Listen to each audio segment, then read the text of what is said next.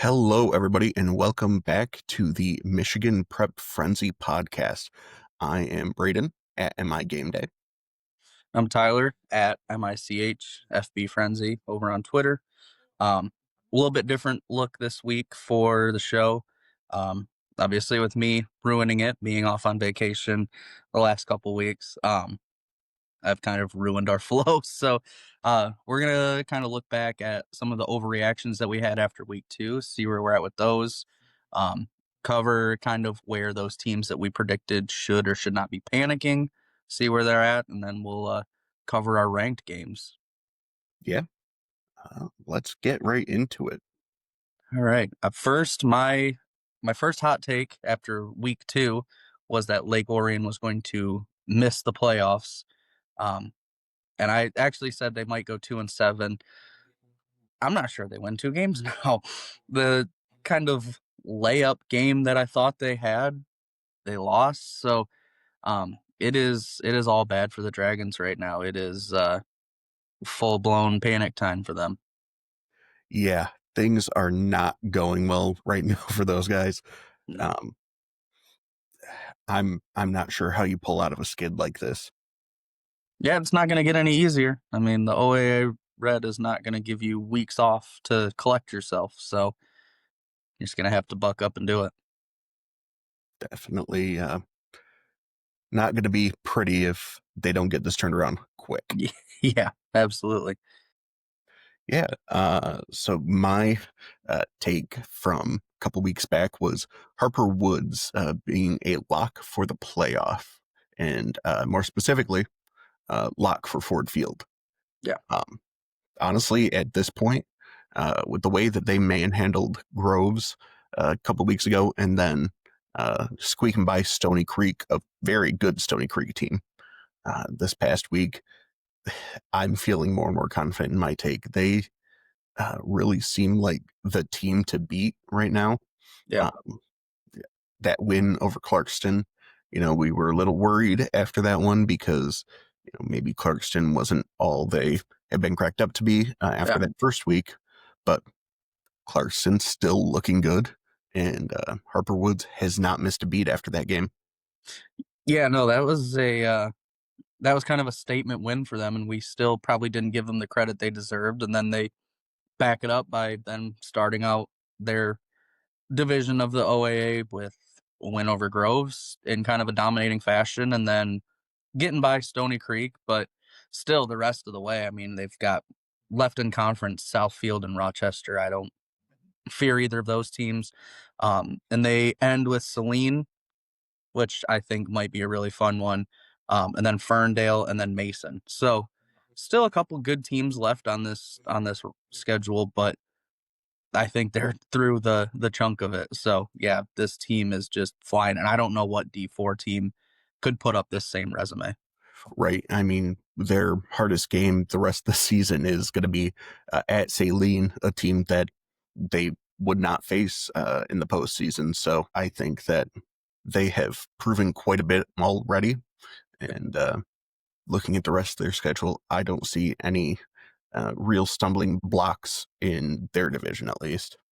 No, no, absolutely not. So yeah, great, really great start for them to the season, and I can't imagine they're going to drop a game here over the next couple. So, yeah, until Celine, I think they're going to be in a really good spot. Yeah. Up next, we've got our panic index. This one, especially requested by one of your followers. Yeah, yeah. At Talent Evaluator, shout out to him. Been a listener and a follower of ours. So, he wanted to know kind of where we stood on the teams that we, kind of put on the panic watch after they started off 0-2. Now we're 4 games in to kind of check in and see where we're at with them. Yeah. So first team we have on our list is Byron Center, team that, like we said, started 0-2. They're sitting at 1-3 now. And what's your take on this? Yeah, I mean, I still think they're panicking. I mean, other than that win over an Indiana team, which was a good win, Mm-hmm. um, just they've got a couple blowout losses, and they don't look like themselves at all. They don't look like they're scoring the way that we kind of expected them to. It's just all bad right now for them, and I would like to see them turn it around, but I mean, still have a lot of tough teams left on their schedule. Yeah, it's not an easy schedule. Definitely started out pretty tough. Glad to see them finally notch a win. And it's not like they've been, losing to any slouches, but Yeah. you got to hope for better than 1-3 if you have any hopes of repeating their success last season. Yeah, yeah, you probably wanted to at least be 2-2 here with to keep your head above water. But yeah, now 1-3, digging yourself out of this kind of hole is not going to be easy. Their conference isn't easy, um, and yeah, I don't see them. I mean, they've lost some talent. They returned a bunch. I'm surprised that it's this way, but it's kind of what it is in high school football, I suppose. Yep. It's tough season to season to keep that success up. Yeah, All right. Next, we have East Lansing, a team that I think you and I are both in agreement here. They should absolutely be panicking. They did manage to squeak out a win. They beat Okemos 22-13, but boy, the three losses on their schedule were all blowouts. And you you can't be feeling good even with that one win if you're just not competitive and not even really showing much of a pulse in their games. yeah, yeah. I mean, Okemos, I'm glad to see them. They're kind of rebuilding. They've notched a couple wins after some terrible years. So take it for what's worth, but they're still not really good. I mean, that I don't know no other way to say it. And they still have DeWitt, Davison, and Everett coming up over the next 3 weeks. I don't know where you get right in that. I mean, DeWitt, No, Davison, Everett all have been very impressive so far this season. I don't think you're gonna snap out of it and notch a win over the next 3 weeks. and frankly, with the quality of those teams, it's very possible that they could be looking at three more blowouts. And Yeah, boy, I don't know how you can look at the rest of this season. I mean, only 2 games after that, but still, just I yeah, don't know how you can have any positive feelings going into the rest of your season or into the off season if you've got one win against Okemos and then just all blowouts.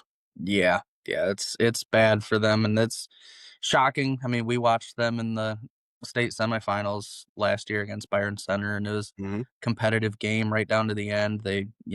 But they lost a lot of talent, and it's hard to replace guys that went on to play Big Ten football. So It is, but you would hope a program like East Lansing would be ready to step up to that challenge and yeah, just have not been able to do it. it's At tough. this point, it feels early to look ahead, but you really have to think that they are just looking ahead to next season and figuring out what they need to do to set themselves up for more success next time. Yeah, yeah. This is the time where you start getting guys that you think will be contributors next year. Start getting them some playing time, and hopefully, get them comfortable within the system, and hope that they develop over the off season and just give you a fighting chance next season. Yep, definitely time for a bit of a youth movement there if there ever was one. Yeah, absolutely.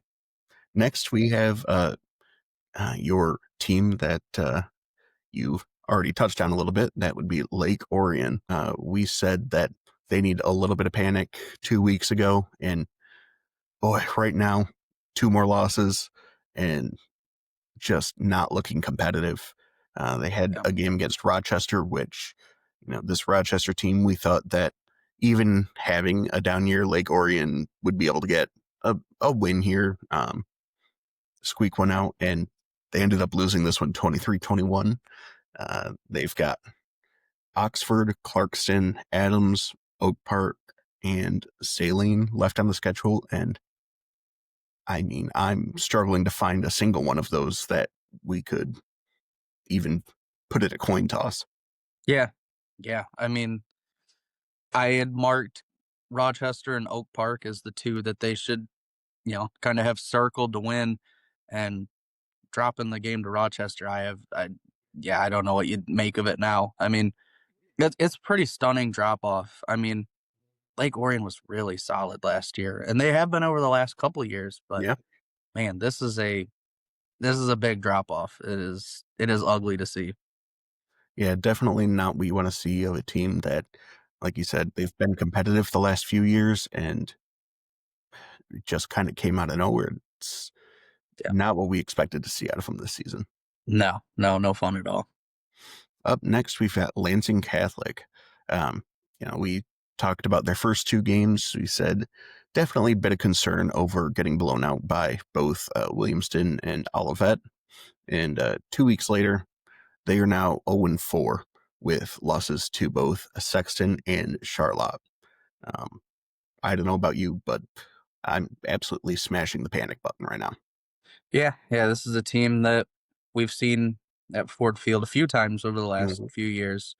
Um, and now they've still got Portland, they've got PW on their schedule. Like these, it's going to be hard to get into the playoffs like this. So, yeah, no, I'm panicking full blown. This is really ugly, and this is a team that has been really used to reloading. I mean, like I said, we've seen them over there in Ford Field multiple times over the last few years.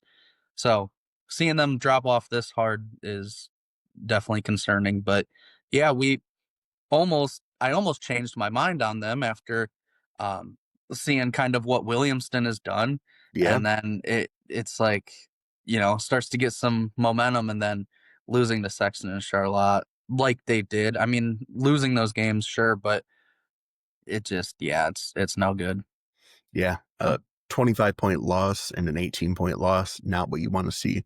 Like you said, Williamston, that loss is looking a lot better now. Yeah, Seeing Williamston just, I mean, tearing through their schedule.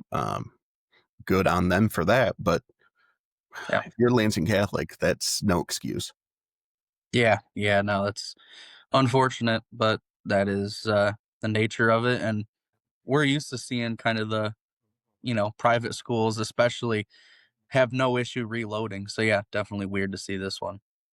Yeah. Up next, we have a team that's looking a bit brighter than some of these others. That would be Muskegon, team that we said, we didn't love seeing them continuing their trend from last season of losing these close games to the big boys on their schedule, starting off with their losses to Granville and Rockford. But since then, they've notched two solid wins. First one against Garfield Heights, 15-8, and then the next against Byron Center, 39-17. Yeah, yeah, they got to feel like the pressure's off them a little bit. I mean, those are again games that when they're close, I expected them to lose. I mean, that's just the way that kind of the trend has been. Great to kind of shake that off. Still got Forest Hills Northern, who's been solid. Mhm. Mona Shores, Cincinnati Moeller, always a really tough matchup. So I feel much better about them getting over the hump and starting to win some of these games. So, no, if they can get the ball rolling, that ski gun offense with Lamar Bradford, that's going to be a tough team to stop, especially when the weather gets crappy. They're going to be able to run the ball. Maybe things are a little bit brighter for them. Yeah, definitely a team that I think at this point we're uh, hoping and expecting to see them make a bit of a postseason appearance at the very least. Like you said, they've got some tough games up on their schedule, but after seeing them prove themselves in a couple of wins, it's good to know that they're not falling off the face of the earth. They've kind of righted the ship, and not necessarily expecting them to win out, but as long as they can get a few more wins in a pretty tough schedule, I don't see any reason we won't expect to see them in the postseason.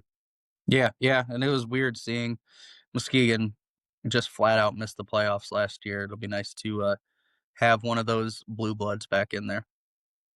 For sure. Up next, we have St. Joseph, team that we both kind of agreed probably little too early to press the panic button a couple weeks ago. Yeah, yeah, it looks like we're right. They beat up on Loy Norris 51-25 and then beat up Gull Lake 46-7. So, I mean, did what they're supposed to against those schools. If you're going to be good, you don't want to, screw around with those types of teams. But they've got Portage Northern still on their schedule, and the buzzsaw that is Portage Central that, still is not giving up any points and just kind of running through their schedule. So we're gonna find out what they're made of in those ones. But after an 0-2 start, you've got to feel pretty good that you turned it around and were able to kind of beat up on some of those teams that you should. Yeah. Like you said, the losses that they notched those first two games, no shame in those. They were good, quality teams. It's we were happy to see a solid win for Niles on that one, and it was something that St. Joseph, obviously don't love a loss there, but losing to a Ford Field team from the previous season uh, could be You can worse. live with it. Yeah. Portage Northern, like you said, a really solid squad there. Um, Portage Central, boy, I not look forward to sure that one.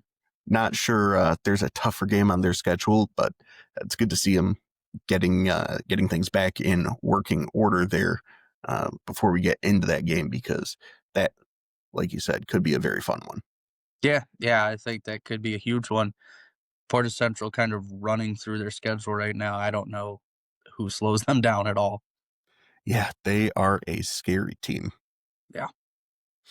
Up next, we said Saginaw Heritage is a team that probably should be starting to panic after going 0-2.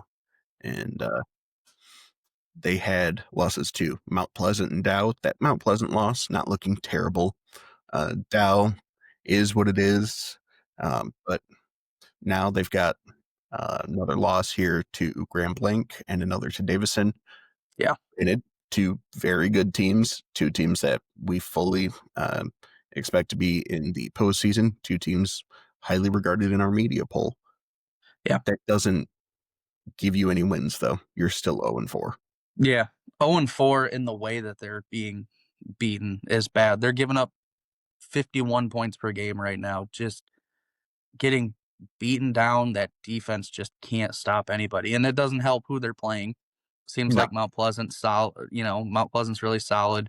I know Dow is able to throw the ball all over the yard. We know what Jake Morrow and Jackson Dosh do at Grand Blanc and Davison. So, I mean, just it doesn't get any easier for them. And yeah, here they are now. They needed to get one of those first couple wins because now I don't know where they come from. yeah. Uh, like you said, it's less of who they're losing to and more of how they're losing. Yeah. Just struggling to show any signs of life on defense. Not what you want to see.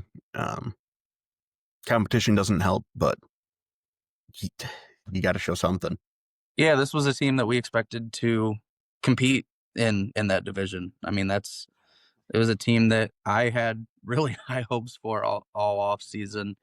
And yeah, just what a terrible way to kind of kick off the season 0-4 and things looking very bleak. All right. With that, let's jump into our next segment. That would be Contender or Pretender. Looking at some teams here that are 4-0 and just talking about whether these teams are legitimate 4-0 title contender or if they're getting a little bit of help from maybe a soft schedule. Yeah, yeah, I'm excited for this because I'm sure I'm gonna ruffle feathers. I'm sure.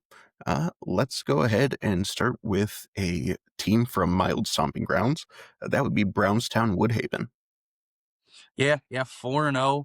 Uh, Beat Southgate Anderson 28-0, Ann Arbor Huron 38-14, Lincoln Park 49-0, and Allen Park 49-21. I probably was gonna lean Pretender, to be honest with you, until that kind of convincing win over Allen Park. Seems like that offense is just elite. Um, Isaiah Ibrahim, a name to know, tough runner. He's on the smaller side, but he runs like a power back. I just wrote about him actually over on Prep Red Zone the other day, and it just super impressive to see what he can do. Smaller stature, you think, kind of scat back, but he brings the power with him. Preston Scheffler, solid quarterback as well. But I think all eyes are kind of on that Gibraltar Carlson game here in a couple weeks. Yeah, like you said, that Allen Park win really kind of solidified them as a potential contender. Uh, Yeah. I'm not sure I'd agree that they were pretender before that, just because of the dominant fashion that they were winning those games. Yeah. Maybe not the stiffest competition, but if you're winning games 28-0, 38-14, and 49-0, doesn't matter who you're playing. Those are solid wins. Yeah. No, they were. But yeah, I think this Gibraltar Carlson game here in a few weeks will tell us everything we need to know. I think that's a really good team. And if you want to go make a deep playoff run in D1, you've got to beat teams like that. Yeah, that's going to be a really fun matchup, I think. Gibraltar Carlson, always a tough out. Yep. And for a team like Brownstown Woodhaven, uh, good proving point on their schedule. Yeah. Yeah. Stopping a guy like Isaiah Wright, committed to Purdue right now, that is not going to be a fun kind of proposition for them to have to try and stop them. Up next, we have Grand Ledge, another 4-0 team. They've got their wins against West Ottawa, BC Lakeview, East Lansing, and Holt. Uh, I don't know about you, but looking at the schedule, I see, in particular, West Ottawa and East Lansing, two teams that, you know, heading into the season, we thought would be really solid squads. And if you had looked at this just uh, no context at the start of the season and said they're starting out 4-0, you'd definitely say contender. But seeing that both West Ottawa and East Lansing are not their normal selves this season, I'm not too keen on calling these guys contenders. Yeah, no, I agree. And I mean, I would predict that probably their first loss is going to be in week 6 against Everett. And they play DeWitt and they play Detroit Catholic Central. So that's going to be a stretch that you're going to find out who they really are. It is, that's a tough schedule. I don't care who you are. So yeah, I don't know. Yeah, I think I lean pretender just because of, you know, squeaking out a win over West Ottawa doesn't convince me at all. Giving up 27 to an East Lansing team that's really struggling. A middling Holt, you beat 30-24. Nothing super impressive there. But tell you what, if you beat or even play with teams like DeWitt and DCC, it changes my mind a little bit. Yeah, but we saw this past week with Orchard Lake St. Mary's that there are not a lot of teams that can play with DCC. Yeah, what a complete domination. I mean, that was yeah, I didn't expect that at all. So, Yeah, yeah, I mean, if you can the pros, if you can beat or even compete with Detroit Catholic Central, you're pretty good. for sure. Like you said, big 3-game stretch. We'll see what comes of that. They could absolutely prove us wrong there. I mean, even going 1-2 in a stretch like that would be enough for us to possibly change our tune. Yeah, yeah, I think so. Next in D2, we've got South Lyon at 4-0. Yeah, yeah, wins over Lakeland 42-14, Waterford Kettering 55-6, and Walled Lake Northern 48-0, and then Milford 43-20. I kind of lean contender there, at least within obviously their division, but maybe pretender just because of their playoff pairing. Right now, Snooze TU has them in a district with Walled Lake Western, and then they would play the winner of Lakeland and Orchard Lake St. Mary's in round 2. Obviously, probably going to be Orchard Lake St. Mary's there. But Walled Lake Western, getting by them won't be easy at all. So, No, yeah, it's going to be really difficult for them. South Lyon plays Walled Lake Western this week. So, I mean, if they can prove that they can beat them, maybe I lean more contender if they can somehow luck out and not get Orchard Lake St. Mary's in their district. But as of right now, I'm going to say pretender just because I don't know how you get out of that district. yeah, definitely a team that I think we're both on the fence about here. I would, with them, lean contender, but if you want to talk Actual title contender, I'm not so sure. But as far as a team that can contend for their conference, that can make a deep playoff run, I think that they definitely have potential there. Yeah. And like you said, this Walled Lake Western game, uh, if they get a win here, 5-0 with a marquee win on the schedule after that, Yeah. they will definitely be in the driver's seat for a solid postseason run. Yeah, yeah, and I think that would be worth, a good amount of playoff points. I don't know if it kicks them out of that district or not, or if they need Orchard Lake St. Mary's to do something different, but yeah, it's gonna be tough to get out of that district, but Hmm.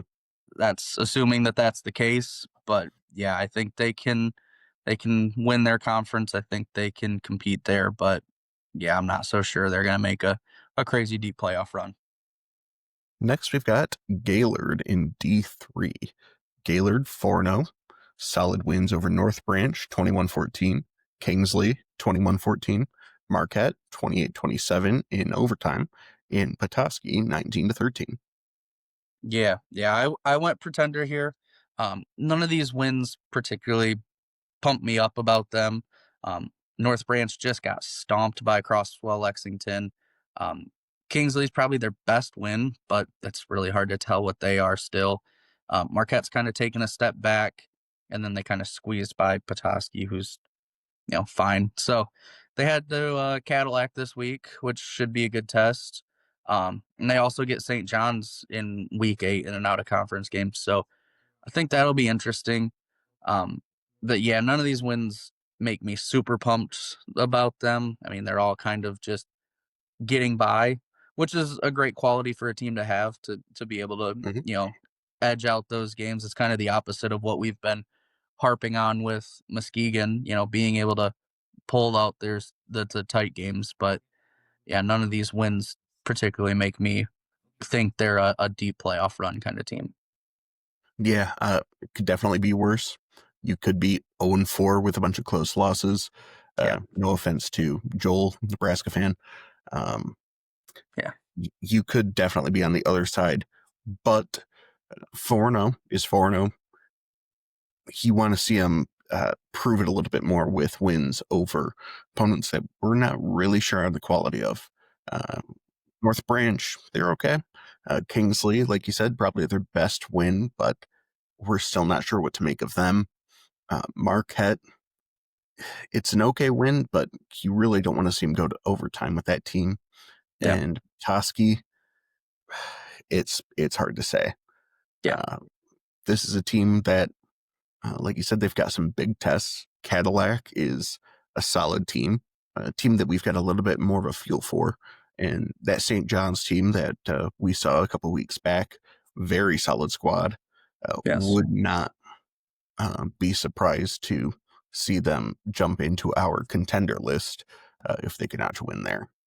Yeah, yeah, it's gonna be some difficult tests over the next couple weeks, but yeah, just I haven't seen anything yet that makes me super excited for them, but yeah, that can change with a win or two. Yeah. Up next in D4, we've got Clio. Clio 4-0. They've got wins over Mount Morris 54-20, Lansing Eastern 34-13, Corona 48-22, and then their home opener win against Owasso 26-21. Yeah, it's their best start I think since like the 70s or something like that. This is not a team that's historically been very good. Um, I wasn't so sure about them, but that win over Owasso was really good. Um, so I'll lean contender, but I think I'll have my decision made after this week. They got to play at Goodrich. Um, as it stands right now, this could be for the Flint Metro League Stars title. Um, snooze to you, uh, who is on the media poll with us, projecting Clio to be in a bit of a gauntlet district with a 4-0 St. John's, 4-0 Goodrich, and then they would play a 3-1 Haslett in round one. Wow. Things obviously can change, but that is no fun. So I think I'm leaning contender. I think they're going to be fine. Um, but yeah, I don't have a sure thing set until I see them against Goodrich, and if they can even just compete with Goodrich for 4 quarters, that would be much better than anything we've ever seen out of Clio. Yeah, like you said, a historic start to the season for this Clio team. Um, Goodrich is about as tough of a matchup as you're going to find in D4. And heading over to the Martians and that kind of electric offense that they've got Yeah. is going to be tough for anybody.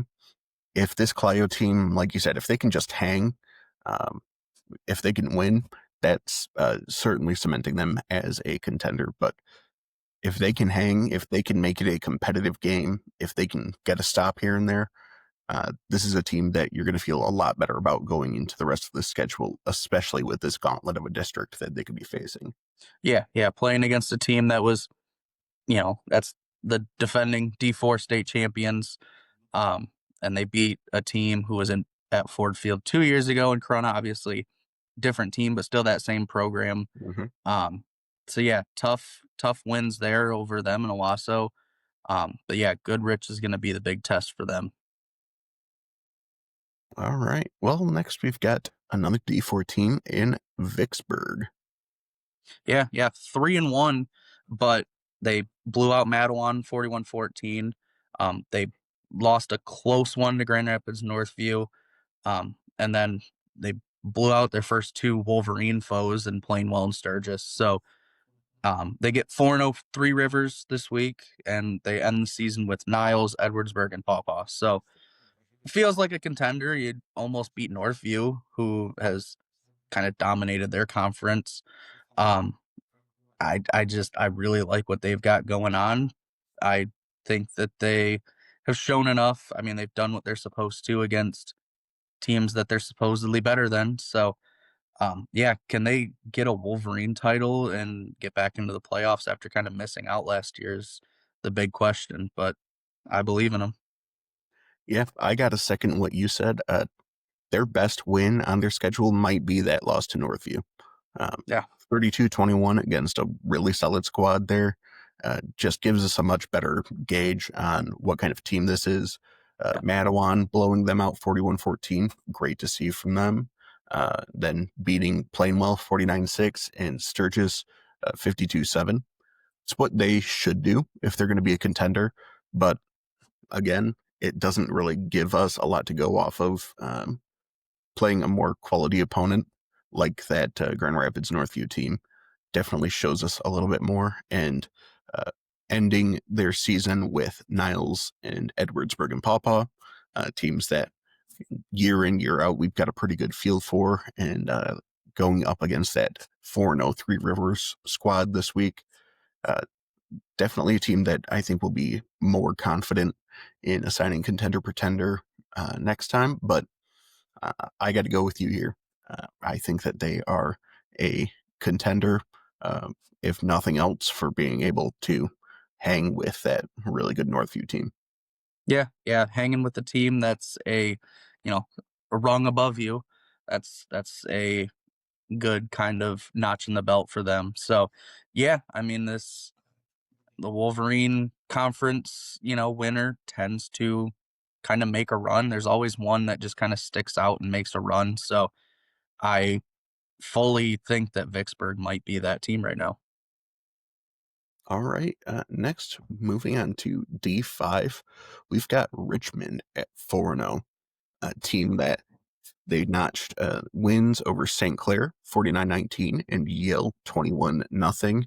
And if that was all we had to go off of, I might be sitting here thinking, they might be a bit of a pretender. But following that up with wins over Crosswell Lexington and Armada, beating them 28-10 and 24-17, those are probably the toughest two games on their schedule. And looking forward on their schedule, only game that they've really got to have circled on their calendar is that week 7 matchup with Almont. Outside of that, there's not a lot in this team's way in the regular season.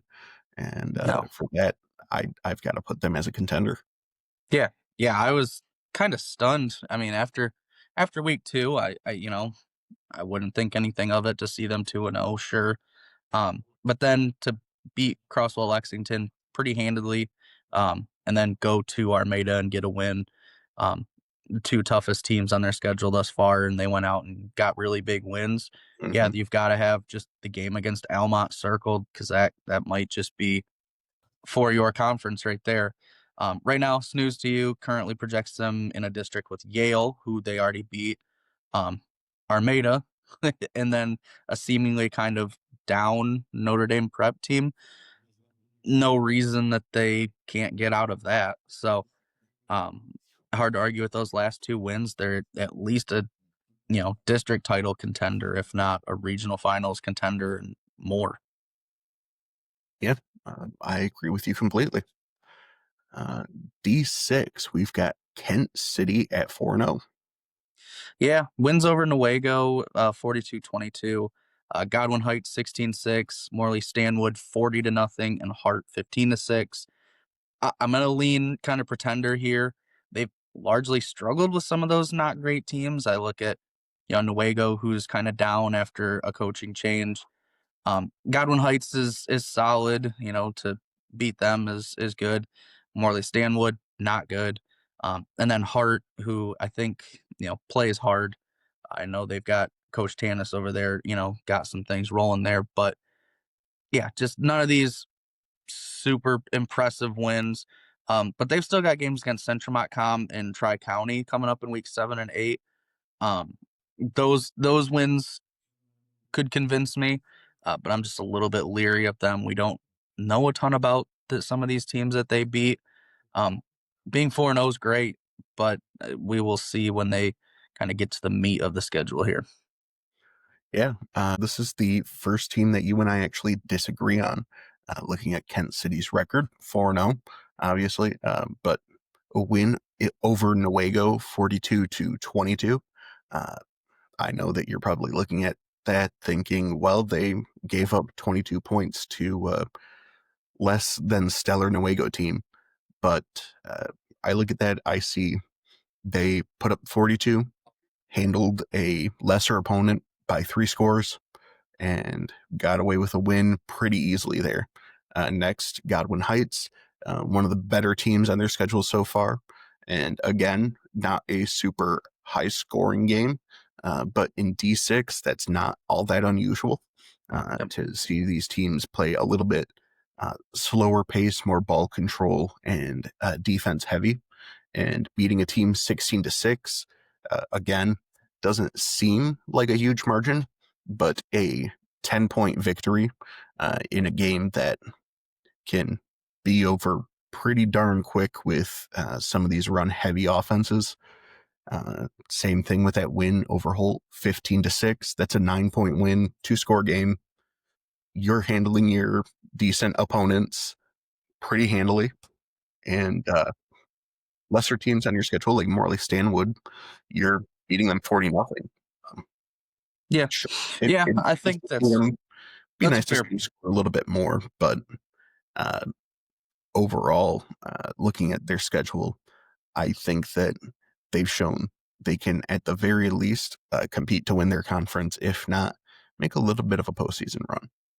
Yeah, and it's all gonna depend for me on um kind of those last couple of games with Central Montcalm, who has had a really good season, and then Tri County, who has been kind of up and coming the last couple of years. This is probably their best year.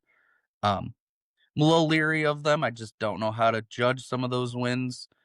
You can definitely spin it both ways, but it'll be interesting to see how they kind of stack up against those last couple teams that we know a little more about. Yeah. Uh, with that, why don't you take us into D7? Yeah, yeah. Charlevoix is 4-0, which was really surprising. It beat USA 21-12, Sheboygan 19-6, Tawas 54-7, and Oscoda 49-0. Um, I lean pretender here. I don't think like Tawas I know is not good. Oscoda not good. Um, USA solid win 21-12. Sheboygan 19-6, another one that just doesn't scream big win to me at all. Struggled their first couple weeks, but blew out the last two bad opponents. So no real like measuring sticks for me. But weeks 8 and 9 they play Boyne City and then head to Kingsley. So that those will be big games. But they've started out 2-0 in the conference, which I think is a big deal for them. Yeah, for this Charlevoix team, team we're not used to seeing start out 4-0. Uh, Great start to the season for them, but I'm with you in that I've got to lean Pretender until we see them play a more proven team. Yes, they're blowing these teams out, but going back to Kent City, we at least had a bit of an idea where Godwin Heights and Hart are.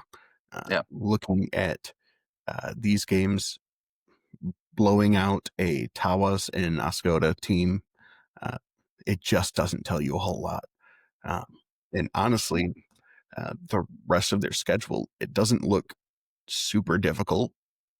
Honestly, I'm not sure that we're going to know if this team's a contender or pretender until we get into the postseason.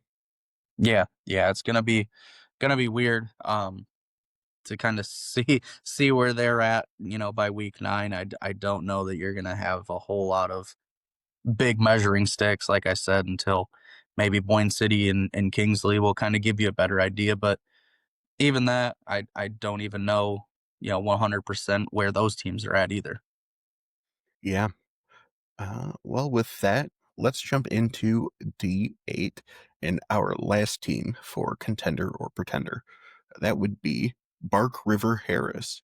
They're sitting at 3-0 with wins over Ishpeming Westwood, Iron Mountain, and West Iron County. They did have a game against Auburndale, Wisconsin that got canceled. Um, but despite that, still sitting at 3-0. Yeah, yeah, this is a UP team. Everyone's going to be pumped that we're talking about a UP team again. Um, but yeah, they've been putting up pretty good performances so far. Beating Iron Mountain is impressive. That team has been kind of making some deep playoff runs here as of late. Mhm. So, um, yeah, it's going to be really interesting to kind of see where they're at. I think this week, and we'll kind of get into this game more. I think this week is going to tell us a lot. They're going to be traveling down to Gaylord, and they're going to take on PW. Palm Westphalia's known commodity. We know what they are. We know they're really good every year. So this will be, if nothing else, a great measuring stick for them. Yeah.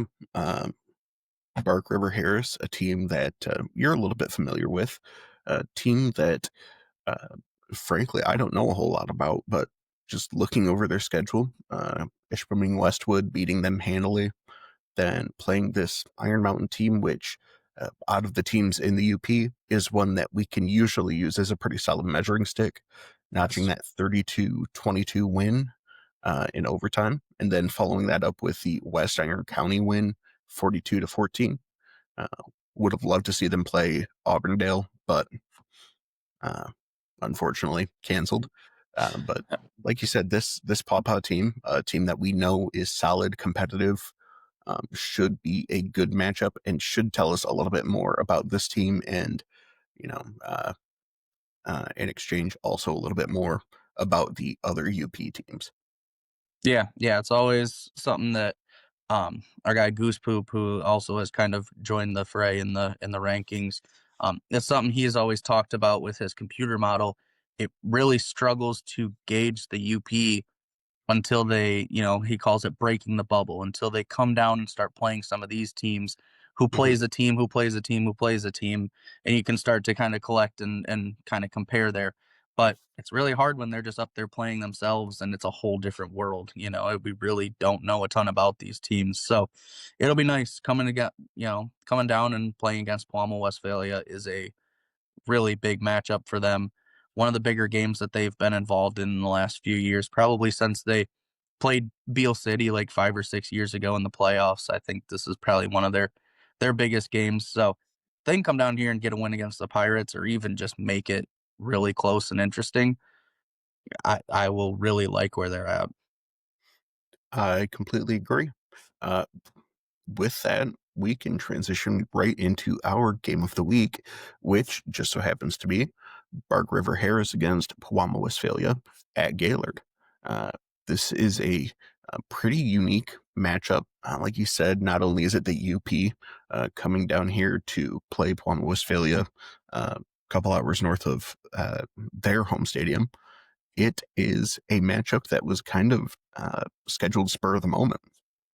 Yeah, yeah, thrown together after Dansville wasn't able to, make it happen. They've got some, injuries and things like that to deal with, and I'm guessing that playing against a Palma Westphalia team, big, nasty, physical, probably not the best thing for a team that's licking its wounds. So, but this is great. This is perfect. This is what you want to see. This is a team that will probably, that has deep playoff aspirations, playing against a solid team like Bark River Harris, or so we think, who should be solid in D8.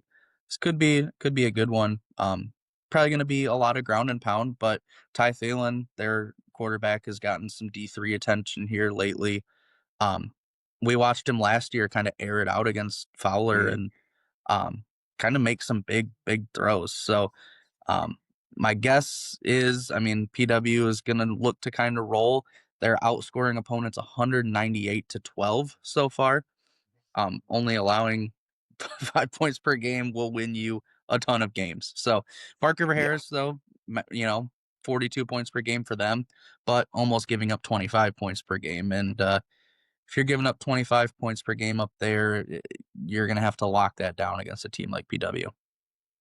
Yeah, definitely a game we're expecting to see a lot of points, and just getting a little bit to that, off the field intrigue there. Like you said, that Dansville team having to cancel due to issues with their roster and injuries. Um, this PW team already with no opponent next week, and this Bark River Harris team with no opponent in the prior week with Auburndale canceling. Uh, Two teams that desperately needed to fill in a game on their schedule, coming together despite being quite a few hours apart Yeah. and figuring something out less than a week and doing so at another school stadium is uh, no small feat. So just quick kudos to both those athletic departments for getting that figured out and Yeah. getting it on the schedule and giving us a pretty interesting matchup. Yeah, yeah, well done by both of those. Well done by Gaylord, noticing, hey, we've got an away Mhm. game, come on down. So that's really cool. You're seeing it a lot with these smaller schools, these D7, D8s, and it happens all the time in 8-player divisions.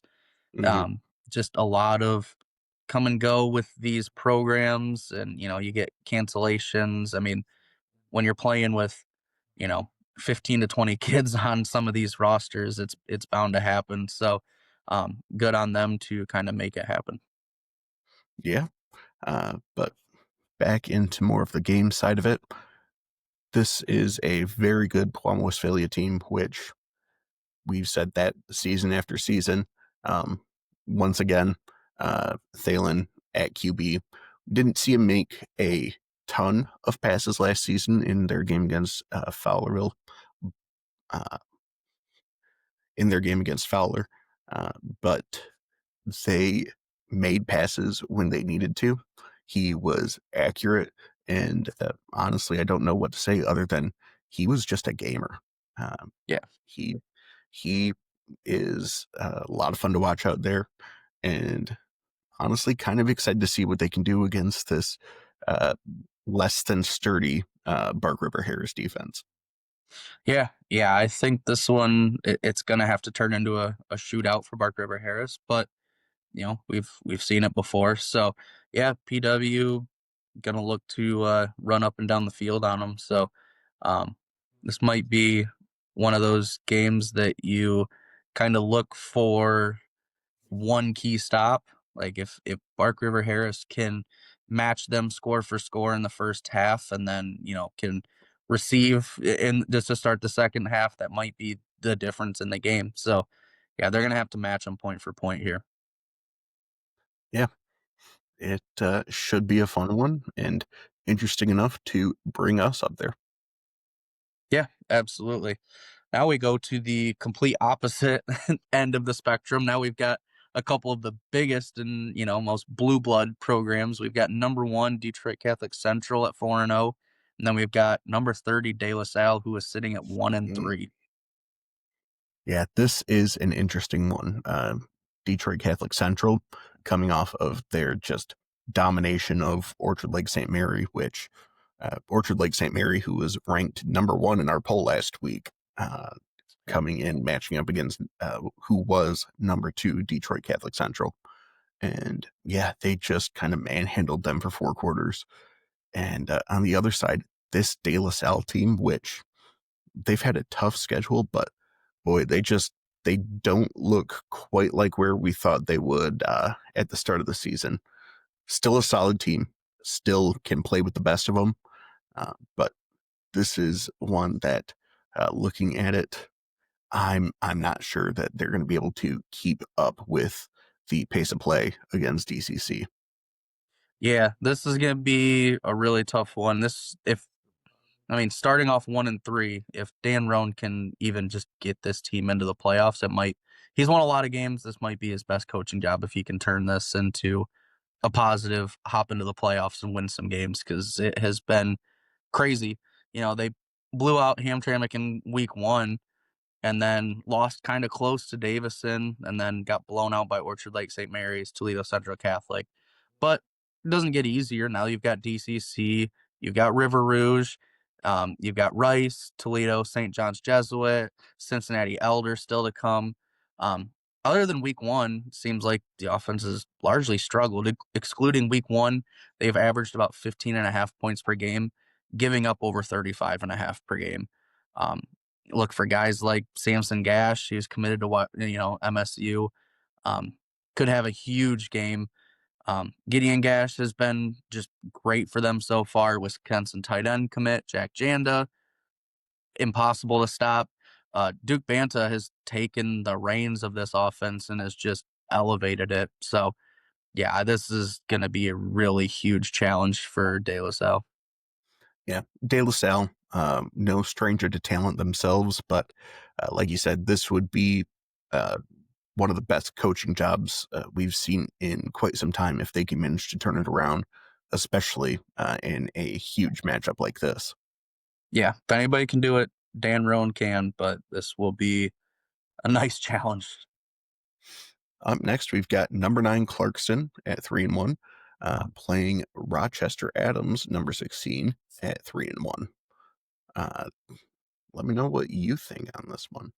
Yeah. Clarkson's bounced back. I mean, that loss to Harper Woods, we kind of shamed him for it a little bit, but I mean, just Harper Woods is just absolutely loaded, and they are just rolling over everyone. So it's hard to even still hold that against them. But now they've bounced back with a 38-17 win over Oxford, and then just blowing out Troy 41-0.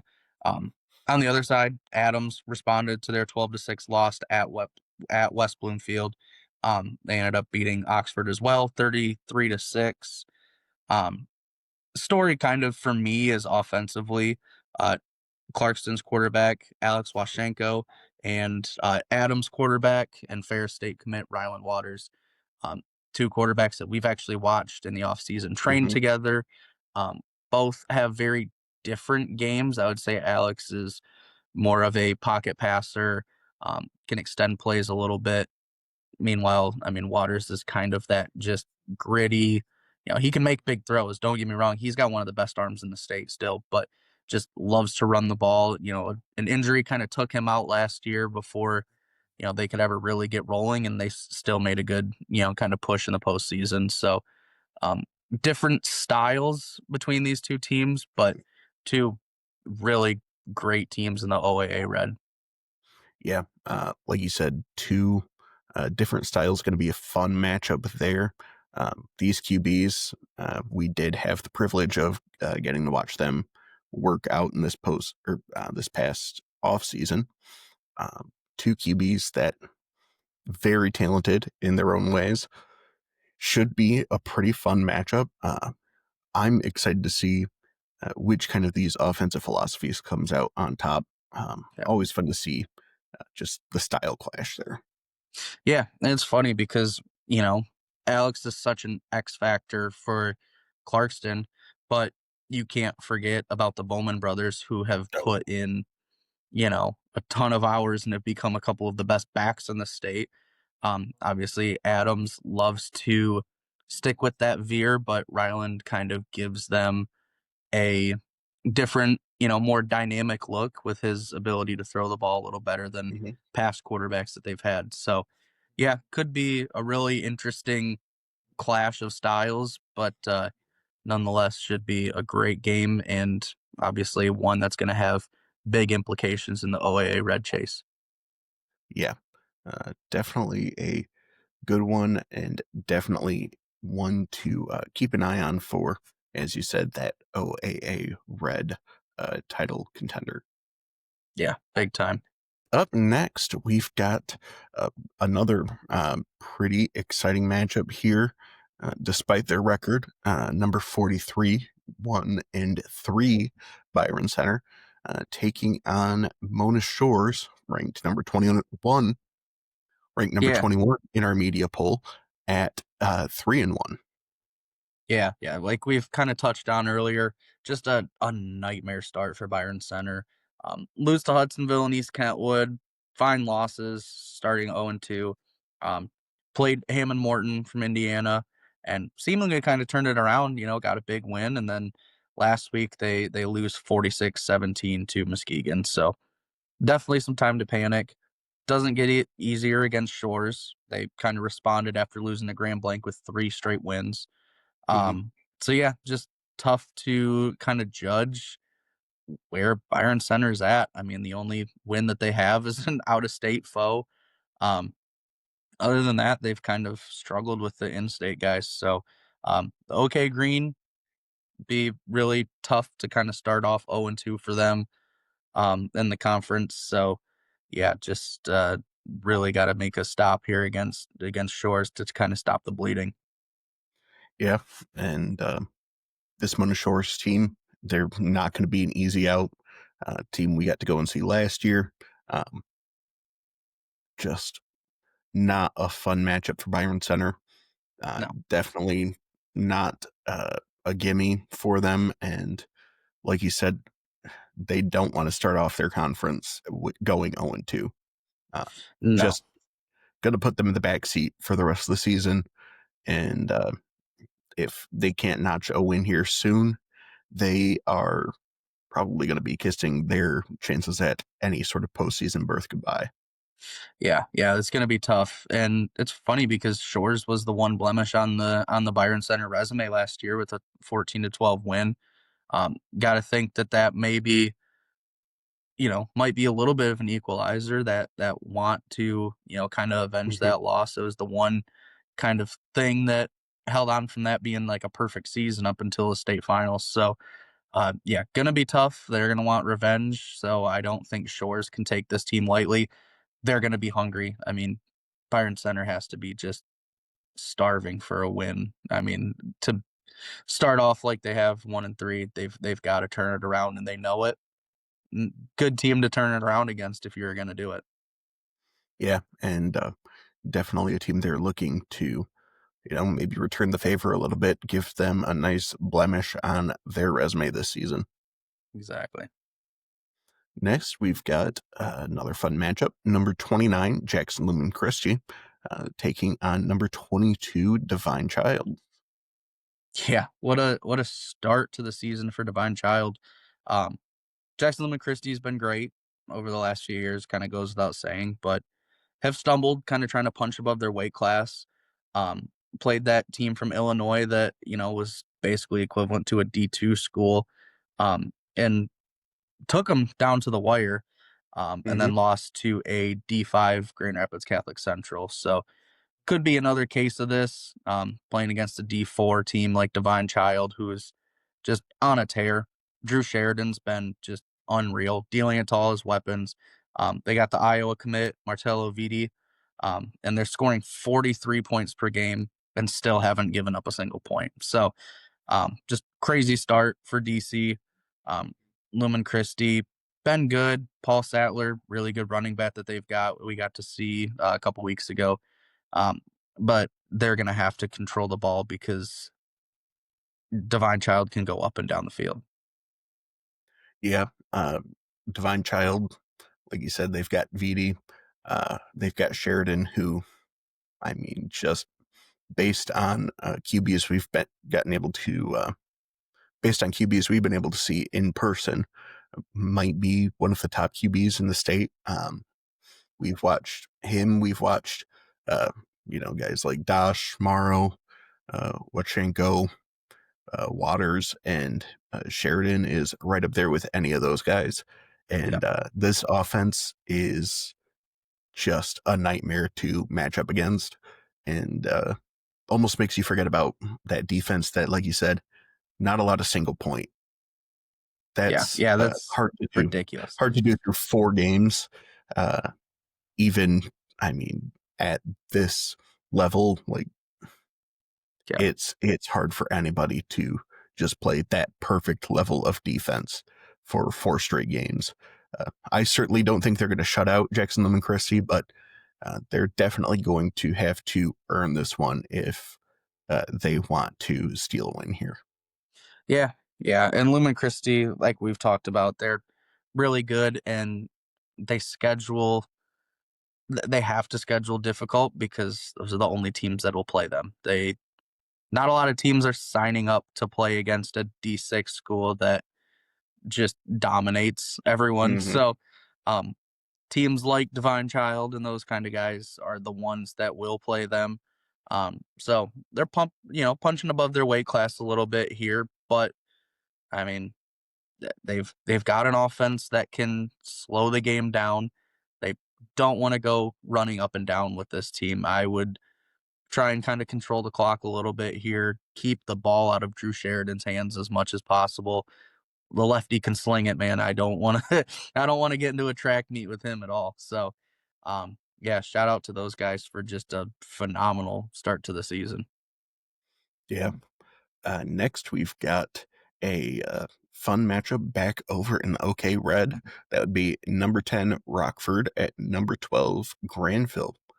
This Rockford team that you and I had actually discussed earlier today, that we weren't sure after that opening loss to Saline, they might be elite. They have pulled themselves right back up. They've been undefeated since that first game, and they've been doing it against really solid competition. Other side of the field, they've got number 12 Granville, a team that their one blemish is against possibly one of the best teams in the state, team that's been uh, top 3 in our media poll the whole season, Cass Tech, and losing that to them in a pretty controversial game that still went to overtime. Uh, Yeah. Definitely nothing you can really shame them too much for there. This is a matchup that's going to have not only huge OK Red implications, but it's going to have huge implications for playoff points. And as we saw last season, these teams have a great chance of playing each other again in the postseason. Yeah, it always seems to happen that way. The OK Red kind of gets its own district typically. Um, and right now it's kind of lining up to be that same deal. Mhm. Yeah, this game always kind of matters towards the end of the season. Last year they actually split the series. Rockford beat them 37-20 in week 3, and then Granville Mhm. got out of round 1, beating them 24-14. So it's hard to beat a team twice in a season, and you're probably, if you're one of these two teams, you're probably going to have to do it this season against each other. So that's really difficult. But Ryan Carey and Luca Hearn have kind of stepped up and led the defense, and that defense has been really stout so far this season. Even week 1, they played really well. Just tough matchup against power 4 guys and guys that are committed D1 all over. Yeah. And on the other side of the ball, Brayden Daniels has been great. He's been taking care of the ball. He's been orchestrating the offense like we kind of thought he would. We saw flashes of it last season, and we kind of saw flashes Mm, of it in week one. It seems like he's finally starting to put it together, and Granville's going to want to control the ball. They've got Tank Terry. They love to do that, and I don't see why they can't again. So, should be kind of a fun clash of styles once again in this one. yeah, Brayden Daniels, very just gritty player, great leader on that squad. On the other side of the ball, Luke Ahern, who we got to watch match up specifically in week one quite a bit with Keys. And I, I mean, yeah, Keys got his plays, but I don't know if there's anybody in the state that we've watched play that could, just lock him down to what extent you can, as well as a Hearn did. So that Rockford defense, always well coached, has the Jimmys and Joes in there that can kind of play up to that scheming that they always seem to have in offense. Like you said, a clash of styles. Granville, they're going to ground and pound. Tank Terry is going to get his yards. You just have to accept that. It's just a matter of mitigating what damage he can do and making sure you're able to respond on the other side. Yeah, seems like if you can kind of slow him down on the first drive, you might have a chance. But feels like every week I check a score and it's Granville 7-0 because Tank Terry took the second or third to the house. It happens every week. You've got to slow Hmm. him down, and it's easier said than done. It's really easy to sit here on a podcast and say, "Hey, shut Tank Terry down," but yeah, I think they know the drill, they know the mission. It's just gonna be just kind of executing against a team like that. For the record, Tank Terry, if you're listening to this, I never told anybody to shut you down. Thanks, throw me under the bus. Next, we've got number 36, Birmingham Groves, at number 13, West Bloomfield. West Bloomfield looking to remain unbeaten. They've looked pretty darn good through the season, but Groves, always a very solid squad and a team that, despite being 2-2, has still looked very competitive this season for the most part. Yeah, yeah. West Bloomfield looks really good. They kind of started out with a bang, beating Fordson in week one. Obviously doing what they did against Southfield A&T as well in week two. And then the real big test was, Rochester Adams, and they squeaked by them 12-6, and then kind of went out and did what they should against Lake Orion 33-16 last week. So they're the only unbeaten team in the OAA Red right now. Clarkston and Adams are 3-1, Oxford's 2-2, and then obviously we've talked about Lake Orion being 0-4.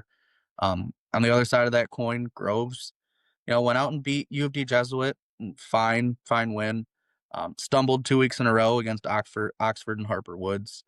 Um, Harper Woods, you can kind of just chalk up to not many teams are going to beat them. I mean, that's kind of is what it is. So, Yeah, a yeah, true no, buzzsaw. definitely. Yeah, yeah, just insane. So, um, kind of wild. They went 12-1 last season.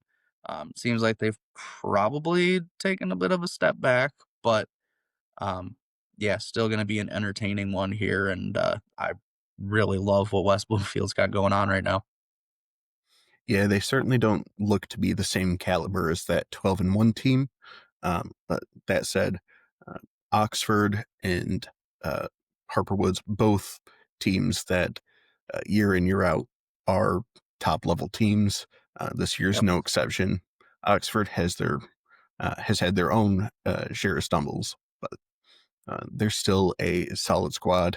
They've still been ranked for majority of the season for our media poll. And like you said, this West Bloomfield team, they they might be putting together something special here.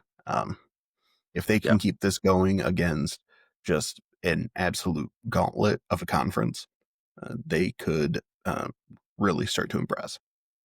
Yeah. No, it's been a little while. I mean, we kind of saw, a couple years ago, West Bloomfield had a really good team, were able to actually win a state title. Um, but it's a different animal to, keep reloading like they kind of have to Mhm. do. So Zach Hilber's kind of took over there at West Bloomfield and has done a really good job of, you know, rebuilding and kind of retooling that and, kind of installing his style. So done a really good job and you're kind of seeing the fruits of his labor finally. Yeah, couldn't agree more. Up next, we've got number 25 Northville at number 41 Brighton. Um, Brighton, who started off pretty rough with 50-27 loss to Dexter, but has come in off of three straight wins against KLAA foes. Northville, obviously undefeated, probably their biggest test to date. Yeah, yeah, it's gonna be a fun one. This is kind of one that I had circled before the season that I thought this one would be kind of deciding their side of the KLAA. I mean, you've got Howell still in the mix, but this Mhm. would really put someone in the driver's seat. So, yeah, Northville coming off a 17-7 win over Howell, that kind of, you know, boosted them a little bit. This game features the only two teams that are 3-0 in the conference. So, yeah, this is going to be a big one. It's not quite a conference championship game, but it can certainly be one if one of these teams stumbles. Yeah, certainly too early to call this a essential conference finals, but definitely going to be large scale conference implications coming out of this one. Yeah, big time. All right, and up next we've got our last ranked matchup of the week. That would be number 33 Roseville taking on number 31 Grosse Pointe South. Yeah, yeah. Roseville got kind of their punch in the mouth, against Davison in week one. Looked really good ever since. Only allowed 14 points since they gave up that 38 to Davison, which we know kind of just Mm, Davison's gonna get theirs, so it doesn't really, you know, knock you on the whole season. But now Grosse Pointe South 4-0. Their biggest test yet in this one. If Grosse Pointe South can slow down Roseville, they've got a shot. But man, this Roseville offense, it's hard to stop when it's clicking. So hard to go up and down the field with them for 4 quarters. Davison was able to do it. I don't think that Grosse Pointe South is quite Davison, so definitely going to be a big challenge for them. But I like both of these teams a ton. This is going to be really interesting. On paper, it's as even as it can be. Number 31 versus number 33. So lots to like about this one. yeah, this one that at least as far as my rankings go, um, I've been a fair bit higher on Grosse Pointe South throughout the season than a lot of the other pollsters, and on the other side, I've been a little bit lower on Roseville. Um, a lot of respect for Davison; they're a great team, but starting off your season with a loss like that just put kind of a sour taste in my mouth. But since then, they've handled their business. Yep. I've kind of changed my tune on them.